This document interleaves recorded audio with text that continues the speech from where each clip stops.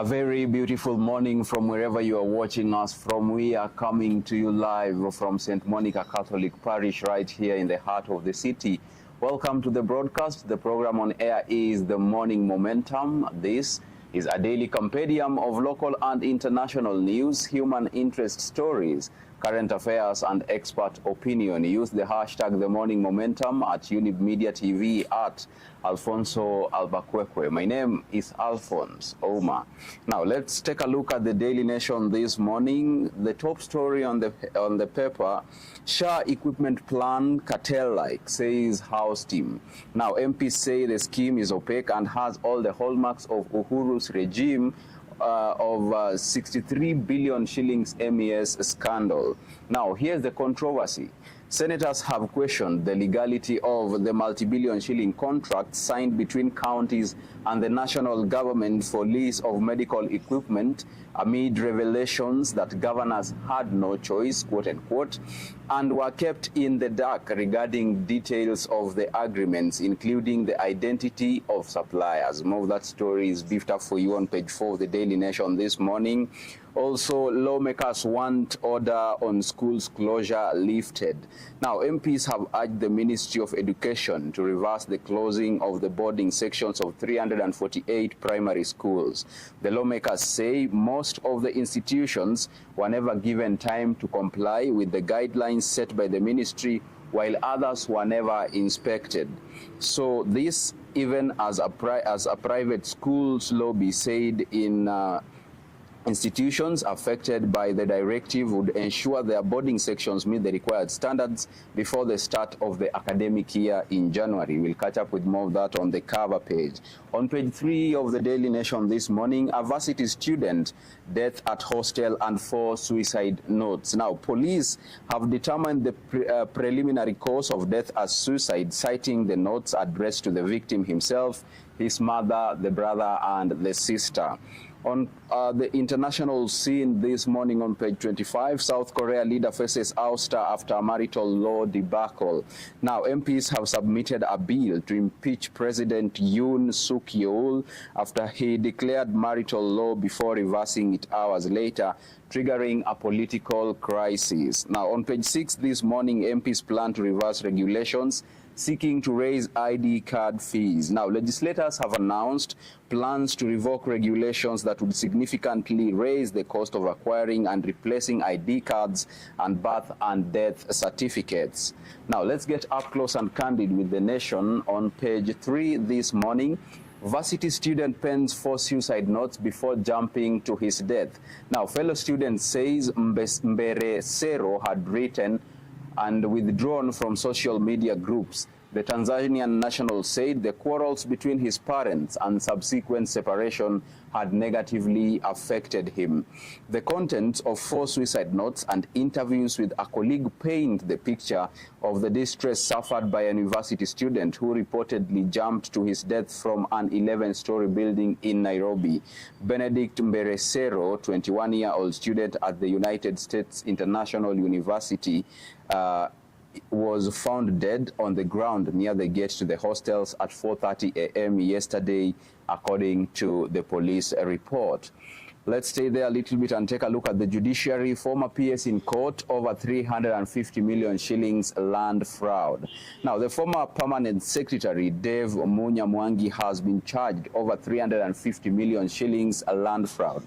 Mr. Mwangi was charged before Milimani Court's magistrate Benmark Ekubi with forging the title deed of 1.592-acre parcel of land owned by Hasmita Patel, trading as Holloway Properties Limited.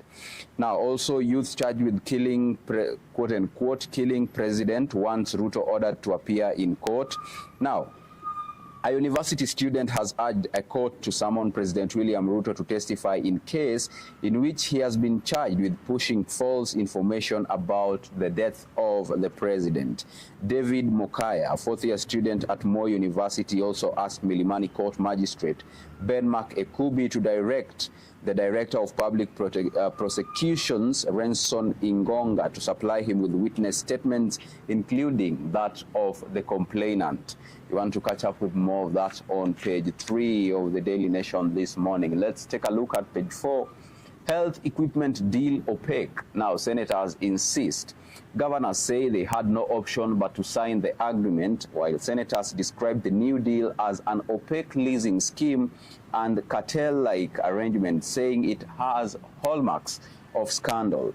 Now, senators have also questioned the legality of multi-billion shilling contracts signed between counties and the national government for lease of medical kits. The contracts seek to supply medical gadgets to county-owned hospitals on lease terms under the National Equipment Service Project. Yeah, now that is beefed up for you on page 4. Let's take a look at the statistics. The number of counties that have already signed the agreements with the Ministry of Health and supply of the equipment stands at 37 this morning. Let's take a look at page 5. MPs deny health ministry funds.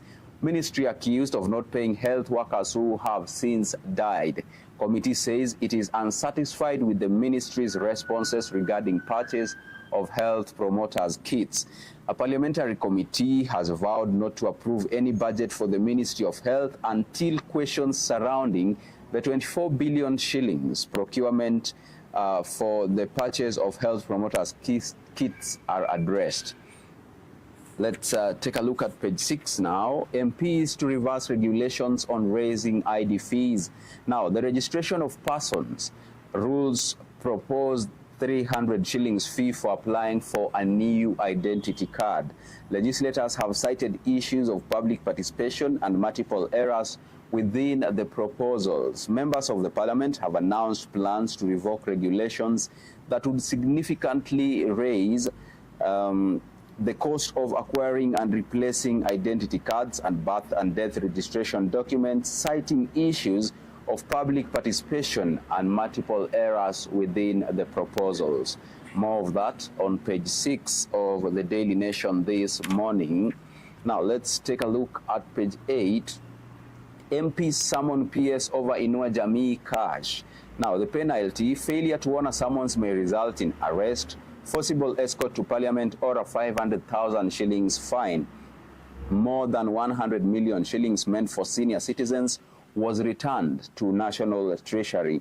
Parliament has summoned Treasury Principal Secretary Chris Kipto to appear before a House committee to explain reasons behind the clawback of more than 100 million shillings that had been allocated to the Inua Jamii program. The National Assembly Committee on Social Protection invoked provisions of Article 125 of the Constitution to compel Dr. Kipto to appear before it after skipping 3 invitations. More of that is on page 8. Let's move on and take a look at page 10. It's all about 16 days of activism against gender-based violence. Now, this morning, the guardian angel of widowed women, 1 month unending fight for land justice. Now, this is a calling. The stories he encounters would break most hearts, women forced to flee homes in the dead of the night. Now, for a decade now, Alambo has walked alongside many widows in battles that often begin before the earth on their husbands' graves has settled. The late afternoon sun was setting over Migori County when George Alambo's phone rang with a call that would save a widow's home. On the other end, a man's voice trembled as he shared his mother's struggle, a widow fighting to keep their 1-acre family land from a seller who, having found a higher bidder, was attempting to reclaim what he had already sold. You want to catch up with more of that amazing story on page 10 this morning. Also, NHIF employees signed letters deploying them to SHA for 6 months. Employees of the defunct National Hospital Insurance Fund have signed temporary transfer letters from the Public Service Commission to the newly established Social Health Authority. The transfer, affecting 1,800 workers, is set to last for 6 months, during which SHA is expected to recruit its own staff to fully take over the operations. You want to catch up with more of that on page 10. Let's take a look at matters investment now on page 12. 11 billion shillings Devki iron ore plant shines a ray of hope in Taita Taveta. Now, the factory is expected to cut imports of iron and steel products, which amounted to disbursed 120 billion shillings in the year 2023.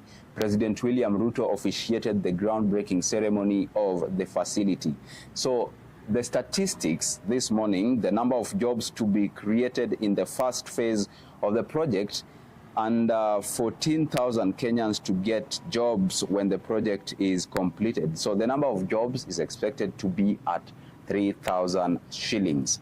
On page 13 this morning on matters allocation, Treasury releases 5 billion shillings to Constituency Development Fund. Each constituency gets 137 million shillings annually. 42 billion shillings to be disbursed monthly over the next 6 months. Now, the National Treasury has announced the release of 5 billion shillings to the National Government Constituency Development Fund today, with the remaining 42 billion shillings to be disbursed in installments over the next 6 months.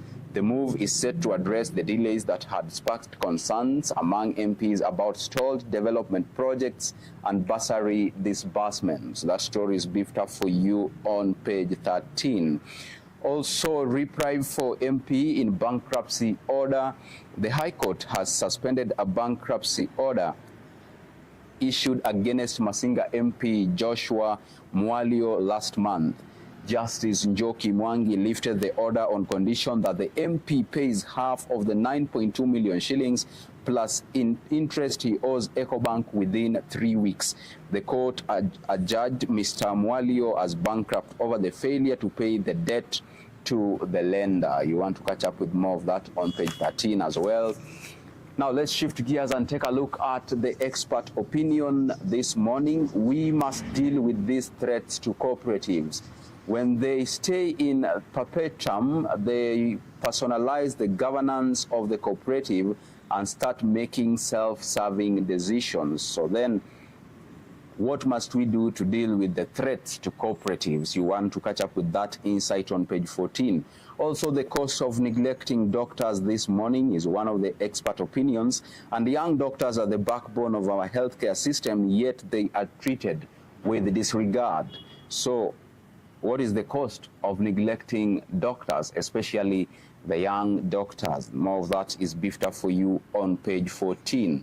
Now, on page 15 this morning, it is better to return money from the politicians than to receive it. Integrity 718. Now, Ruto versus Omtata, a populist clash it is. If Omtata does not make good on his intention, we could have two populists facing off. These are sentiments by Charles Onyango Obo, and you want to catch up with more of those insights on the populists clash on page 15, where it is Ruto versus Okia Omtata.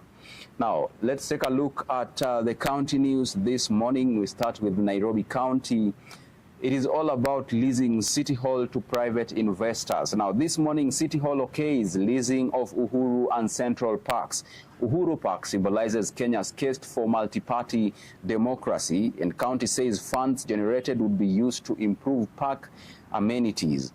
Now, let's dig in a little bit into that. Nairobi Governor Johnson Sakaja's cabinet has approved a plan to rent and lease open green spaces at Uhuru and Central Parks to private businesses under public-private partnership. According to the county government, the initiative is expected to generate revenue for City Hall and attract residents to the recreational facilities. That story is beefed up for you on page 17. So 1.18 billion shillings is the amount that was used to renovate Uhuru Park. It is not clear how the county plans to allocate spaces to private businesses. It's still a puzzle that is needed to be solved. Now, in Tharaka Nithi County, lack of funds stifling development. Tharaka Nithi Governor Muthomi Njuki says. Now, critical services in the county governments have seriously been affected by underfunding of the devolved units, further eroding the gains envisaged in devolution. Tharaka Nithi Governor Muthomi Njuki says sectors such as health and agriculture have not realized their full potential due to chronic underfunding. Speaking at the Tharaka Nithi County Assembly chambers during the 2024 State of the County Address, The governor criticized the National Assembly's decision to overturn the 400 billion shillings allocated to counties in the Division of Revenue Bill 2024. Now, we move on swiftly and take a look at more county news on the Daily Nation this morning. We stop in Nyeri County, alarm over 30,000 child workers in Miraa farms. So, at the crack of dawn, 13-year-old Kevin joins group of men as they get into Miraa farms in the Igbe South to harvest the stimulant and help in packaging it for the market, earning a daily wage of between 500 shillings and 1,000 shillings rather. Kevin has been in this trade for the past 3 years. He has never been inside a classroom since then and does not plan to, at least for now. All right. Now, let's take a look at Nyeri County. Governor at pains to explain 9 million shillings unsupported fuel spend. Senior county government officials are staring at a debt with the Ethics and Anti-Corruption Commission over 9.86 million shillings in unsupported payments to various farms for supply of fuel. A Senate watchdog committee has asked the Ethics and Anti-Corruption Commission to investigate the suspicious expenditure after it emerged that a single outlet, a Mountainside petrol station, was paid the bulk of the money, 6.89 million shillings, without proper documentation. In Nairobi County again this morning, Gikomba and toy traders optimistic for good sales. Second-hand clothes traders who are victims of fires at Toy and Gikomba markets are optimistic after recovering from their misfortune owing to good sales this festive season. Also in matters administration, administrator urges parents to support competency-based curriculum. Now, the Makadara Deputy Commissioner Paul Koima has urged parents to embrace the competency-based curriculum. Speaking yesterday during commissioning of a new junior school classroom at Star of Hope Primary and Junior Secondary School in Mukuru, Lungalunga slum, he said CBC focuses on identification and enhancement of skills and talent. All right, that brings us to the end of county news. Now let's move on to some stories for the property lovers. The DN2 property this morning is featuring mixed-use developments, rising demand for integrated spaces, and highlights the need for the national and county governments to update zoning regulations and align with them the urban growth trends. So you will catch up with that on the DN2 property article. Let's shift focus and take a look at the international news. Now, we start with South Korea. Yoon faces ouster after marital law debacle. National Assembly can impeach president if 2/3 of the MPs vote in favor. South Korea hosts about 28,500 US soldiers as a result of the 1950-1953 war. So South Korean MPs submitted a bill on Wednesday to impeach President Yoon Suk-yeol after he declared marital law before reversing it hours later, triggering a political crisis in Asia's fourth largest economy. The surprise declaration of marital law on Tuesday caused a standoff with Parliament, which rejected Yoon's attempt to ban political activity and censor the media as troops forced their way into the National Assembly in Seoul. Briefly, in Khartoum, $5 million released for Sudan's refugees. Now, the UN Relief Director has released $5 million in emergency relief to support the response for Sudanese refugees in Chad. The UN Office for the Coordination of Humanitarian Affairs said Tom Fletcher, Under Secretary General and Emergency Relief Coordinator, made the allocation from the UN's Central Emergency Response Fund. In Windhoek, Namibia elects first female head. Netumbo Nandi of the governing Southwest Africa People's Organization, SWAPO, has been voted as Namibia's first female president. The Electoral Mission said she won more than 57% of the vote, with her closest rival, Panduleni Itula, getting 26%, following logistical problems and 3-day extension to polling in some parts of the country. Itula said the electoral process was deeply flawed. You want to catch up with that on page 25. Now, also discontent runs high as Ghana prepares to vote on Saturday. Wrong turn, 82% that feel Ghana is headed in the wrong direction. Catch up with more of that insight on page 25. Let's take a look at business news. City Security Company celebrates 40th anniversary. Now, public service workdays laws up 20-fold on strikes. Official data shows 425,200 workers lost in 2024, up from 21,105 in 2022. The digit stands at 1,370, which is the number of workers who were involved in 7 economically impactful strikes last year. Also in the logistics sector, shippers push for industry law talks. Now, the Kenya Ships Agents Association, KSAA, has urged for collaboration in the development of regulations for the maritime industry to end standoffs between stakeholders and the state. KSAA incoming chairman Roger Dainty cited recent regulations which led to court cases due to lack of extensive consultation before the directives are imposed to investors. In the technological field, Microsoft in push for uptake of artificial intelligence. Now, Microsoft, through its Africa Transformation Office, has launched an initiative to accelerate take-up of artificial intelligence among startups. The initiative will also mark the launch of Microsoft's strategic collaboration with the computing infrastructure company NVIDIA, aimed at accelerating AI startup development in Africa. Now, in matters service, CPF Capital gets regulatory nod. CPF Capital and Advisory Services has received a green light from the Capital Markets Authority to operate as an investment advisor and a real estate investment trust manager. Now, quickly, let's take a look at sports news. Now, over 2,000 enter run. This is about the Great Chepsaita cross country. Thousands of spectators expected at the second edition of the popular race. 864 enter senior men's 10,000 kilometers and 624 senior women's 10 kilometer as registration closes. Also current to host fundraising tourney for women's education. Underprivileged students, especially young women pursuing courses in investment and fund management, could not benefit from a major fund raising golf tournament set for Karen Country Club tomorrow. All right, let's move on and take a look at the FKF national elections, which are forthcoming on December 7th. Shimanyula bets on his first-hand experience to run game, governance and transparency, community engagement, youth development, and infrastructure. Kakamega businessman and club owner says he has the know-how to steer Kenyan football to the new level. Now, also, let's take a look at FKF Premier League. Now, the FKF Premier League hot seats. 7 coaches fired in 3 months.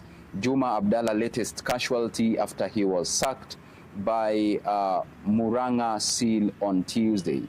So these are the contestants, Abdallah Juma, the coaches that have been sacked there in the last 3 months. Abdallah Juma, who was sacked by Muranga Seals, Thomas Trucha sacked by AFC Leopards, Leonardo Neiva sacked by Gor Mahia, Anthony Kimani sacked by Kenya Police, Ken Kenyatta sacked by Kakamega Homeboys, Salim Babu sacked by Kenya Police, and lastly, Sami Omolo sacked by Shabana FC. Now, in matters developing talent, 3,000 youth enter state-sponsored talent camps. Over 3,000 young athletes are undergoing a 2 weeks of residential training dubbed National Sports Talent Camp in numerous locations across the country. The initiative, which is a collaboration between the Kenya Academy of Sports And the Ministry of Sports and Education began in Nairobi, Mombasa, Kisumu, and Eldoret on December 1st and will end on December 15th. Let's take a look at the cover page this morning. Now, the National Assembly wants closure of 348 schools, boarding wings reversed. Lobby says private schools are addressing issues raised. MPs say boarding schools are the only hope for children in arid regions. You want to catch up with that on the cover page. Now, also on the cover page this morning, Kindiki, we will uphold independence of the Director of Public Prosecutions. Deputy President Kithure Kindiki yesterday said the government is committed to upholding the independence of the Office of the Director of Public Prosecutions and calls for increased collaboration among government institutions. So with that story of Professor Kithure Kindiki, we come to an end of today's session of the Morning Momentum. Thank you so much for choosing to stay with Younib TV, particularly the Morning Momentum. We appreciate so much and we are grateful for the support you guys give us. By extension, our heartfelt gratitude goes to all those who made this broadcast a success. Behind the lens, Elias, Muchina, and the Chief Controller, Peninah, Wachera. See you tomorrow, same time, same place. Until then, do have a beautiful and a blessed day ahead of you. Bye-bye.